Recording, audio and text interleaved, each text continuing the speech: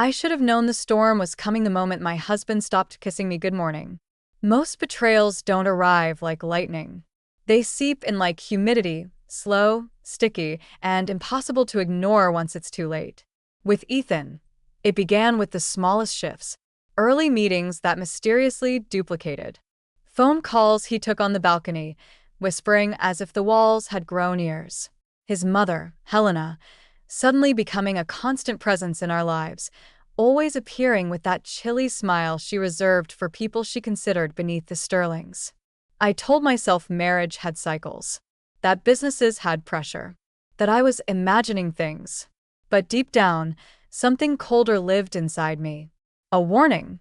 My name is Ava Sterling, 32, real estate broker by profession and, until recently, a woman who believed her life was firmly under control. Ethan and I lived in a glass and steel penthouse overlooking the river, a place that looked invincible, just like our marriage used to. I helped build that life. Every open house, every demanding client, every contract I negotiated at 2 in the morning contributed to it. And maybe that's why the betrayal hurt as violently as it did, because it wasn't only my heart they targeted. It was everything I'd built. The first undeniable crack appeared on a Thursday. I was in my office reviewing property valuations when I received an email, an automatic alert from one of the corporate registries I subscribed to. It wasn't for my job. It was for my own protection. My father had taught me that business wasn't about trusting people. It was about trusting paper. The alert said, "Change requested, Sterling Holdings, ownership amendment." Ownership. Amendment. Those two words froze me. I clicked the link. My breath stopped halfway. A new document had been submitted, one I had never seen, never signed, never approved. It declared that my 27% stake in Sterling Holdings, the company I co-managed with my husband and his mother, was being transferred in accordance with mental health concerns and temporary incapacity. Mental health concerns. My hands trembled. I read it twice, 3 times. It didn't change. They were trying to erase me. I didn't even hear my assistant knocking until she touched my arm. "Ava, are you okay? You're pale." I managed a smile, tight enough to crack. "Just tired. Long night." Lie number 1 of the day. When I got home that evening, Ethan was already seated in the living room, scrolling lazily through his tablet. He looked up at me as if nothing in the world was wrong. "Long day?" he asked. My heart was pounding so loudly it drowned out the city noise below us. I wanted to scream. I wanted to hold up the document and ask him how he could do something so monstrous to the woman who had stood beside him through everything. But I didn't. I'd learned, working in real estate, that information was power, and power was not something you squandered by confronting people too early. Instead, I sat beside him on the couch and studied his face.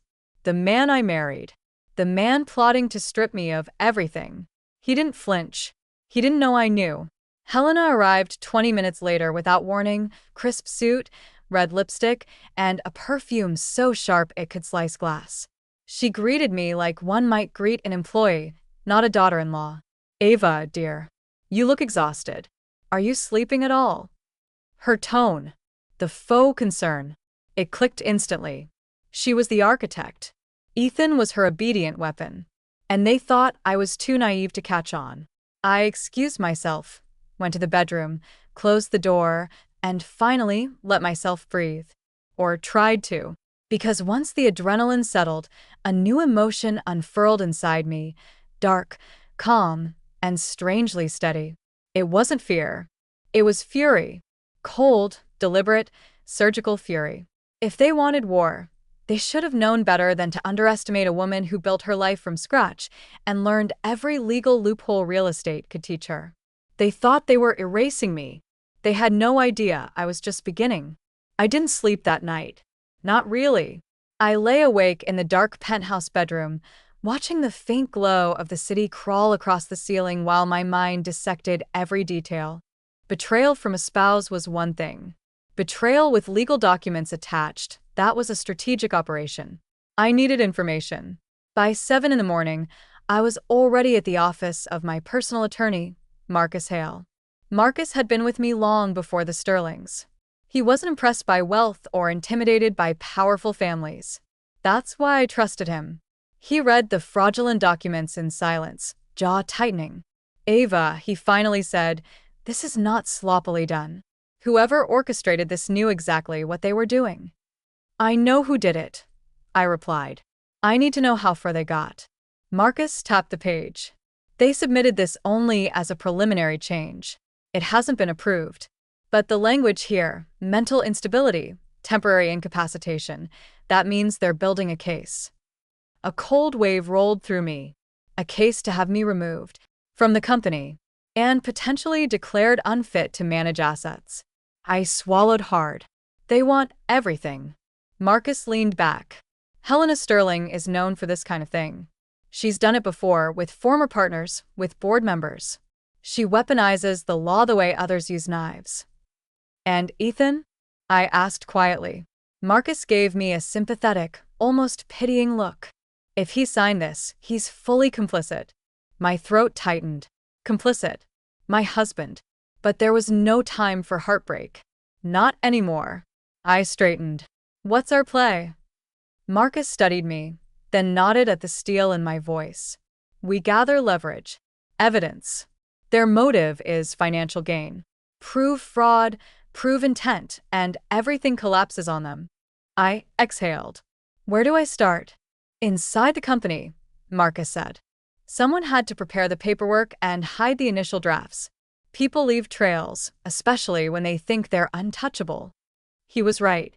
The Sterlings always believed that money covered footprints. I arrived at Sterling Holdings 2 hours later. The receptionists greeted me with nervous smiles, like they'd been instructed to act normal around a ticking bomb. Upstairs, the executive floor felt colder than usual. Employees lowered their eyes. Conversations dropped into whispers. The atmosphere was wrong, thick, expectant, as if they already knew I had been marked. "Helena's doing." "Ethan's shadow." I went straight to my office, closed the door, and opened my laptop. If they thought they could rewrite my life, they had forgotten one thing. I knew every corner of this company. Every shared drive, every password pattern, every folder Helena thought she'd hidden behind layers of encrypted bureaucracy. I started digging. And by noon, I found something. A shared HR folder containing 3 documents labeled with clinical-sounding file names. When I opened the first one, my stomach twisted. It was a report titled, "Observations of Emotional Instability, Ava Sterling." A report I had never seen. A report full of lies. Episodes of paranoia. Imaginary panic attacks. A fabricated incident where I threw a glass at an employee. Every line was worse than the last, constructed to portray me as volatile, unfit, dangerous. A perfect justification for removing me from the company. The signatures at the bottom made my blood freeze. Dr. Lana Reeve, psychiatrist. A woman I had never met. And right below that, Ethan's signature. I sat back slowly. For a moment, the room disappeared. The walls blurred. All I could hear was my pulse, loud and sharp like glass shattering. He had signed it. He hadn't been manipulated. He hadn't been tricked. He had participated. My husband had helped build a case to destroy me professionally, financially, legally. The betrayal was surgical. But then something else caught my eye, something I hadn't noticed at first glance. A formatting error. The date of Ethan's signature was during a week he had been in Singapore. I remembered because I spent that week finalizing a complex real estate negotiation alone while he traveled for a corporate conference. He wasn't even in the country, which meant the signature. I zoomed in, and there it was. A slight pixelation. A faint mismatch in color tone. Forged. They forged Ethan's name to make the document look legitimate, which meant Ethan may not have been the architect of this betrayal after all. No. This was Helena. Helena, who always said I was too independent. Helena, who insisted I didn't fit the Sterling mold. Helena, who believed women were either assets or obstacles, and I had stopped being an asset the moment I started succeeding. And if she forged Ethan's signature, what else had she forged? I printed the evidence, placed it into a file folder, and walked directly to Helena's office. I didn't knock. I opened the door and stepped inside. She looked up from her desk, composed as ever. Ava. To what do I owe this unexpected visit? I dropped the folder onto her desk.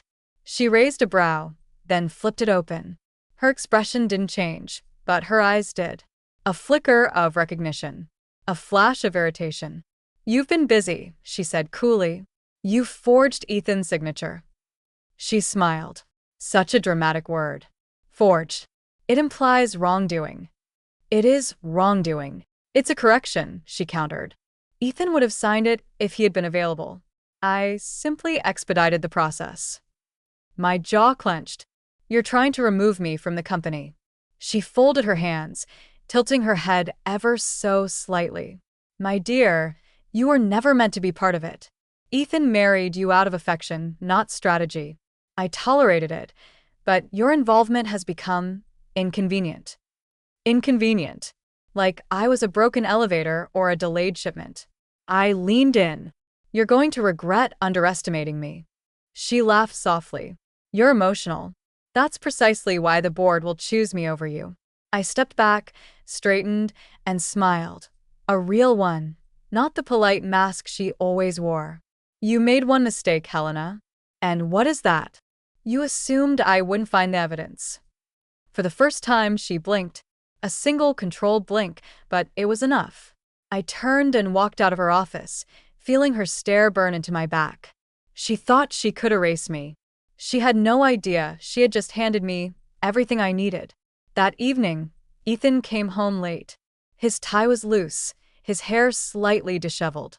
Ava, he said cautiously, we need to talk. Yes, we did. But not on his terms. After dinner, I replied calmly. He looked confused by my composure, but nodded. And as he walked into the kitchen, I watched him carefully. I no longer knew if I could trust him. But now I had something far more important than trust. I had proof. And I was going to burn their entire plan to the ground. I didn't confront Ethan during dinner. I didn't accuse him, didn't raise my voice, didn't hint at what I'd uncovered. Instead, I played the part of the polite, composed wife Helena always wanted me to be. Because now I understood the game. And to win, I had to stop playing checkers and start playing chess. Ethan talked about work, about the quarterly numbers, about a new development project. I nodded, asked questions, kept my tone neutral. But behind every controlled breath, my mind calculated. Was he Helena's ally? A pawn? Or another victim? When he finally set down his fork and looked at me with that strange mix of caution and guilt, I knew he'd come to the real reason he wanted to talk. Ava, something's been going on at the company. He hesitated. My mother seems tense. More than usual. I kept my face unreadable. I noticed. I think she's planning something. He rubbed his forehead. And I'm afraid it involves you. I almost laughed. He had no idea how involved I already was. But I stayed patient. What are you trying to say, Ethan? He exhaled slowly. She approached me with documents months ago. Something about restructuring voting rights and you didn't sign them, I finished. His head snapped up. How do you know that? Because your signature was forged. I wanted to say it aloud, to watch the shock on his face. But impulse was Helena's weapon, not mine. Instead, I rose from the table, retrieved the folder from the living room drawer, and placed it in front of him. Look. He opened it. I watched every shift of his expression, confusion, disbelief, fury, and finally, horror. Ava, this isn't my signature. I know. He touched the page like it might burn him. She said those reports were internal assessments for the board.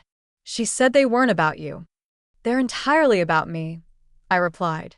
And they paint me as unstable. Ethan stared at the document, his hand trembling. My mother forged this.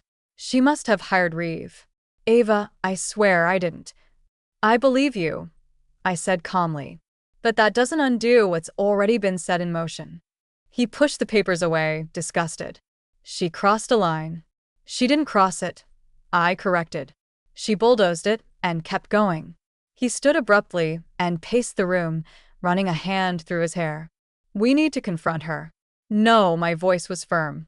That's what she wants. Ethan stopped. What do you mean? If we confront her without leverage, she'll bury us. She's prepared for that battle.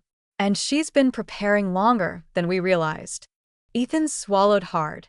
So, what do we do? I took a slow breath. We build a case. His eyes narrowed. Against my own mother? Against anyone who tried to erase me, I replied. Including her. The next morning, I arrived at Sterling Holdings earlier than usual. But this time, I didn't go to my office. I went to HR.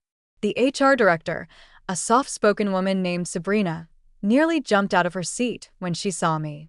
Mrs. Sterling. Good morning. I need access to the internal file logs, I said.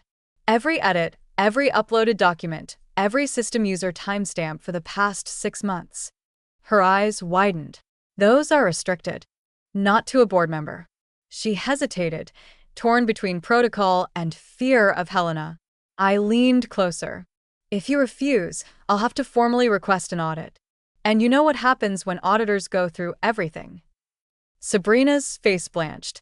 She typed her credentials and pulled up the logs. What exactly are we looking for? She asked quietly. Patterns, I replied. Unusual activity.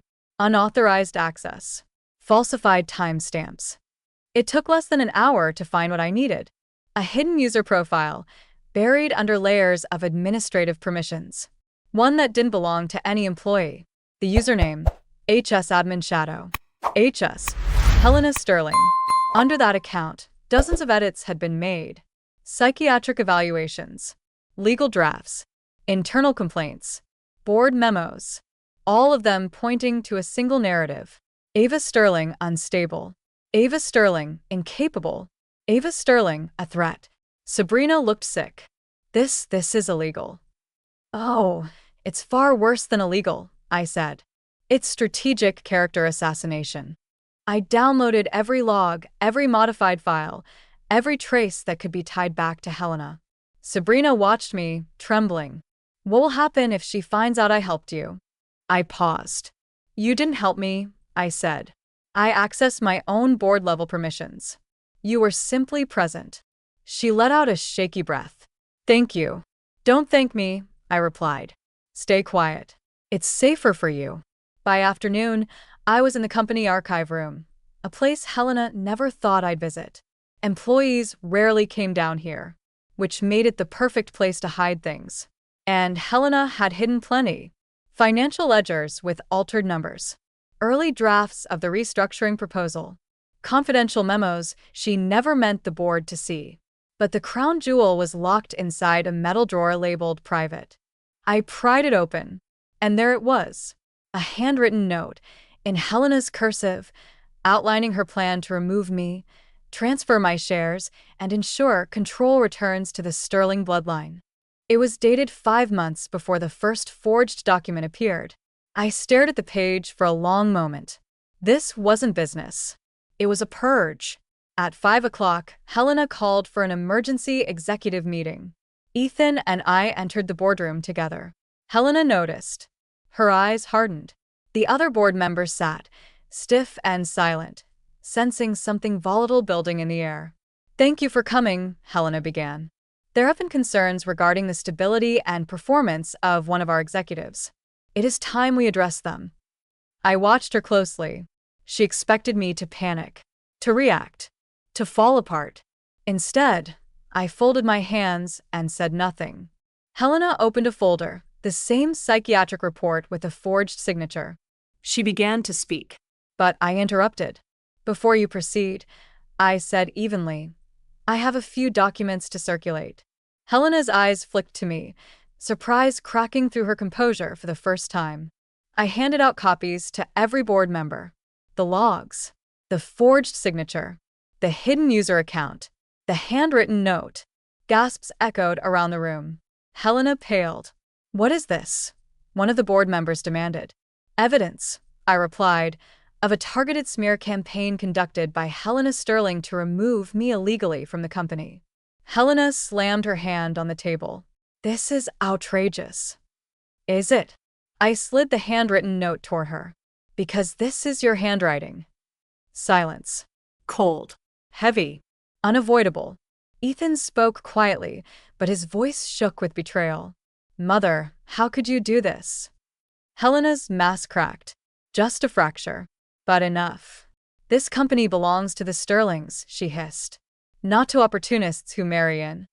And yet here we are, I replied softly. The board members whispered among themselves. Helena straightened, forcing composure. You think this will save you, Ava? I held her gaze. I don't need saving. I need justice. And now I had it. When the meeting ended, Helena stormed out, her heels striking the floor like gunshots. The board requested a formal internal investigation. Several members refused to even look her in the eye. Her empire had begun to crack. And I was the one holding the chisel. Ethan approached me slowly. Ava, I'm so sorry. I didn't know. We'll deal with that later, I said gently. Right now, the focus is the company. He nodded. What's the next step?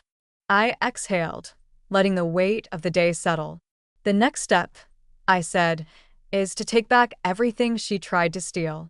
The next 48 hours moved with a strange, electric stillness, like the moment before a storm breaks. Everyone at Sterling Holdings felt it. Whispers followed Helena wherever she walked. Meetings paused when she entered the room. People avoided her eyes.